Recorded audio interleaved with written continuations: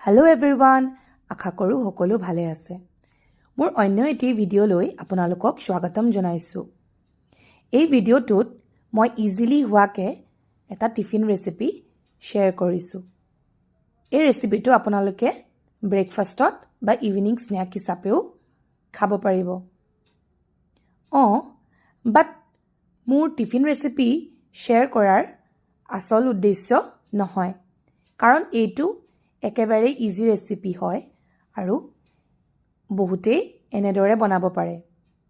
In fact ইয়াতকৈ আৰু ভালকৈ বনাব পাৰে।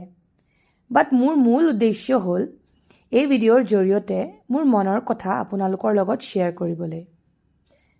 মই এটা ধুনীয়া সুযোগ পাইছোঁ যাতে মোৰ মনৰ মাজত চলি থকা কথাখিনি মই আপোনালোকৰ লগত শ্বেয়াৰ কৰিব পাৰোঁ।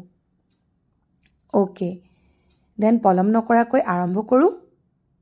বাৰু, মই যদি সুধোঁ আপোনালোকৰ প্ৰেজেণ্ট গ'ল কি, বা আপোনালোকৰ এইম ইন লাইফ কি, বা আপোনালোকে কি কৰিব বিচাৰিছে, এনেদৰে যদি মই প্ৰশ্ন কৰোঁ, তেতিয়া 100% আপোনালোকৰ ৰিপ্লাই সকলোৰে বেলেগ বেলেগ হ'ব।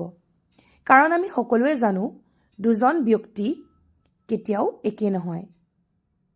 তেওঁলোকৰ ব্যক্তিত্বৰ ভিন্নতা থাকিবই। আন নালাগে টুইনছ হ'লেও দুজনৰে মাজৰ আমি ইণ্ডিভিজুৱেল ডিফাৰেঞ্চেছখিনি কেতিয়াও নুই কৰিব নোৱাৰোঁ। কাৰোবাৰ বাবে দামী গাড়ী এখন কিনা প্ৰেজেণ্ট গ'ল হ'ব পাৰে, কাৰোবাৰ বাবে ডাঙৰ ঘৰ এটা লোৱাটো প্ৰেজেণ্ট গ'ল হ'ব পাৰে, বাট কাৰোবাৰ বাবে বিচনাৰ পৰা উঠি নিজৰ কাম নিজে কৰিব পৰা হোৱাটোৱে এটা ডাঙৰ গ'ল হ'ব পাৰে। আমি সকলোৱে জানো আমাৰ লাইফৰ ষ্ট্ৰাগলছ বেলেগ, আমাৰ জীৱনৰ লক্ষ্য বেলেগ। কেতিয়াও নিজৰ লাইফ আনৰ লগত তুলনা নকৰিব। ডিম'টিভেট কৰিবলৈতো বহুত আছে। আপোনালোকে পাৰে যদি কাৰোবাৰ বাবে সেই এজন মটিভেটৰ হওক, কাৰোবাৰ বাবে সেই এজন সাহস হওক।